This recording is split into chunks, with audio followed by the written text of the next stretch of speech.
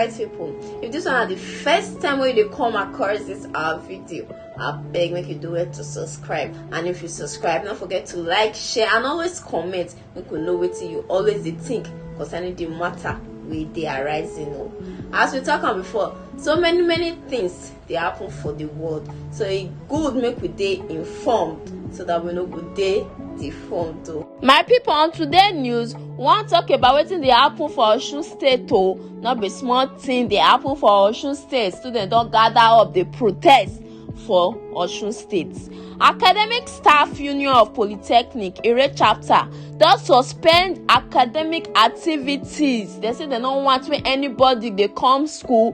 They don't want to see anything they go on for school again because they don't suspend their rector for no reason. They say they just suspend the man and they don't see the man guilty of any allegation where they put for the man head. So therefore they must protest so that they go uplift that suspension where they put for the man head. Though many people come and they talk say even if they want to do that kind of thing, maybe they say he do something. Say that be the procedure where they follow. They take suspend that man. Say they're supposed to follow due process. They're supposed to take step by step before they suspend the man. Not be small thing. Even people where they write exam, part-time students where they write exam, where the exam they go on, they even tell them where they come up for where they not write exam because of the protest.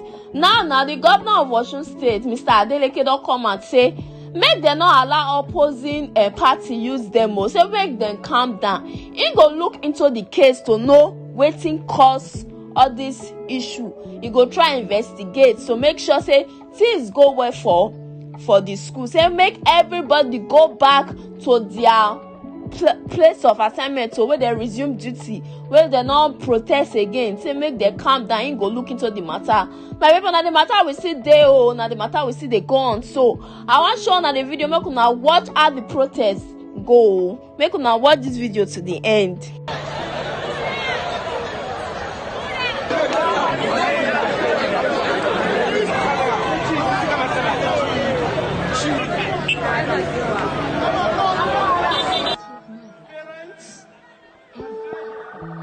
My contamination will go like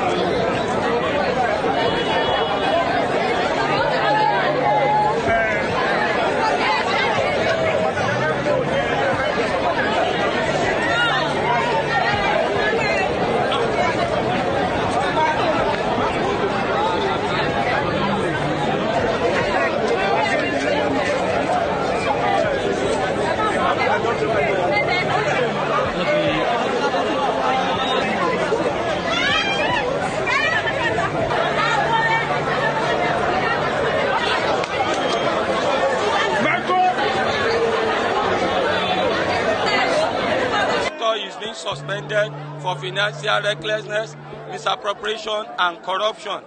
But to our knowledge, as a union, we've never heard any time when any committee has been set up to try him, even if he has to be tried.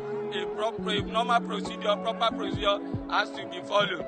The school management and the ASU, they should have a roundtable meeting to discuss, to solve, and to to clear all this mess.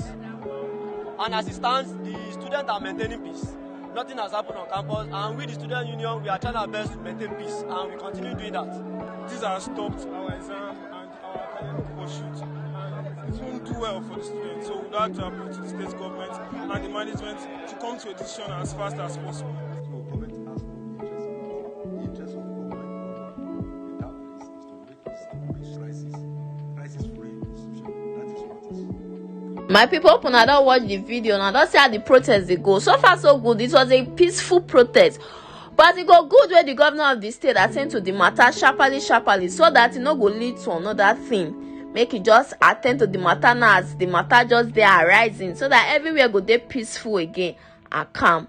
Now this one we bring today for our news. So make una do well to like and share this video. Until we meet again for another news, make una do well to stay safe for una do.